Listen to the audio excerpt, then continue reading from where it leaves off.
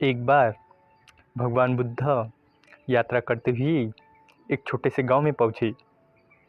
उनके आने की खबर सुनकर गांव के सभी लोग उनकी शिक्षाओं को सुनने के लिए बड़ी संख्या में इकट्ठा हो गए।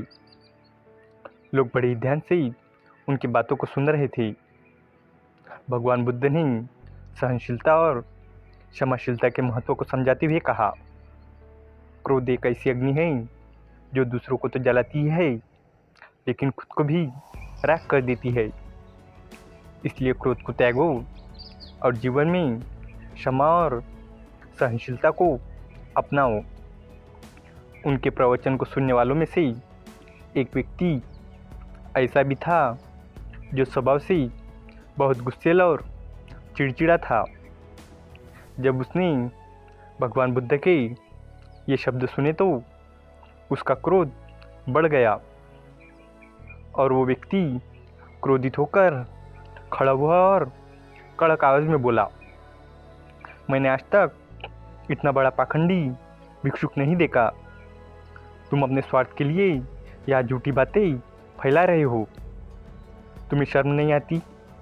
भगवान बुद्ध ने उस व्यक्ति की बातों को बड़े शांत भाव से सुना।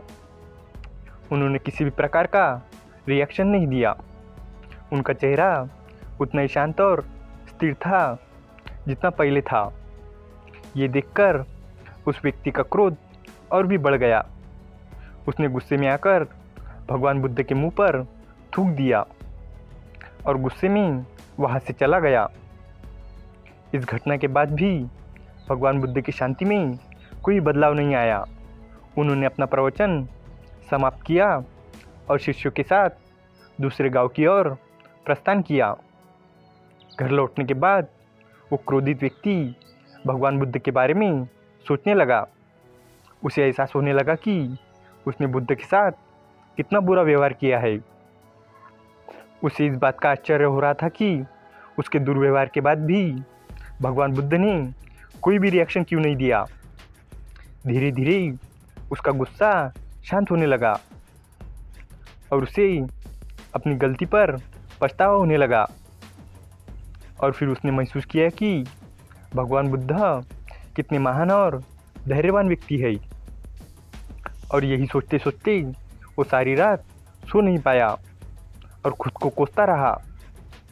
और फिर उसने ठान लिया कि वो भगवान बुद्ध से क्षमा मांगेगा।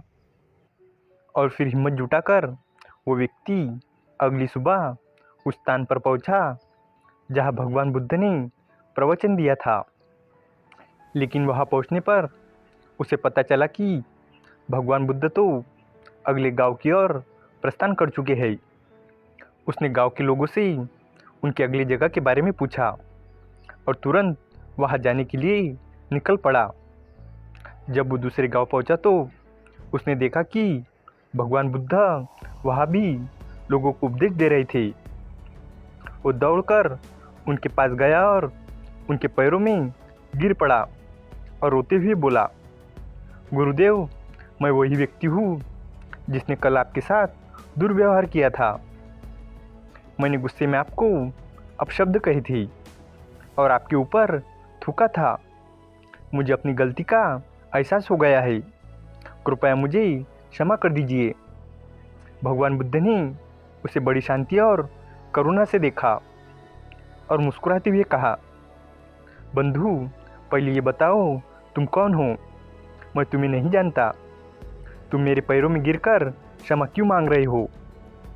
ये सुनकर वो व्यक्ति अचंभित हो गया और उसने कहा, भगवान, क्या आप मुझे नहीं पहचानते? मैं वही व्यक्ति हूँ जिसने कल आपका अपमान किया था।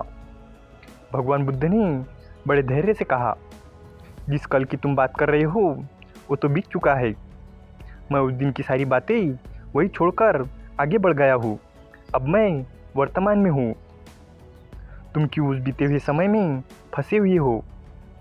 अगर तुम्हें अपनी गलती का एहसास हो गया है और तुमने अपने दिल से पश्चाताप कर लिया है तो तुम्हारा हृदय पहले ही शुद्ध हो चुका है। अब उन बीती हुई बातों को छोड़ दो और वर्तमान में आ जाओ।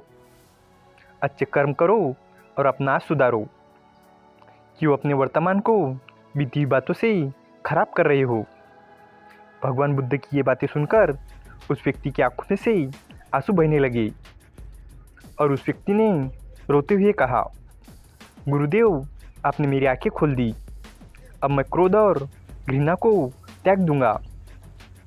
मैं अपने जीवन में प्रेम और करुणा को अपनाऊंगा और इस तरह के कर्म करूंगा जिससे मुझे कभी पछताना न पड़े।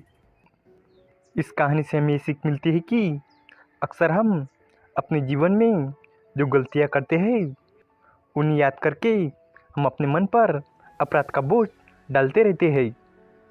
ये पछतावा हमें जलाता रहता है और ये हमारा वर्तमान भी खराब करता है। जो हुआ उसे बदला नहीं जा सकता। इसलिए अपनी गलतियों से सबक लेकर हमें वर्तमान में अच्छे कर्म करने चाहिए। बीते हुए समय पर हमारा कोई अधिकार नहीं है, लेकिन वर्तमान पर हमारा पूरा नियंत्रण है। इसलिए अच्छे कार्यों के माध्यम से अपने आज को बेहतर बनाएं और एक खुशहाल जीवन जिए। उम्मीद है कि आपको ये कहानी पसंद आई होंगी और भी इसी तरह की इंस्पायरिंग और मोटिवेशनल स्टोरीज के लिए हमारे चैनल को सब्सक्राइब करें। तो चलिए मिलते हैं अगली वीडियो में। तब तक के लिए goodbye and stay healthy.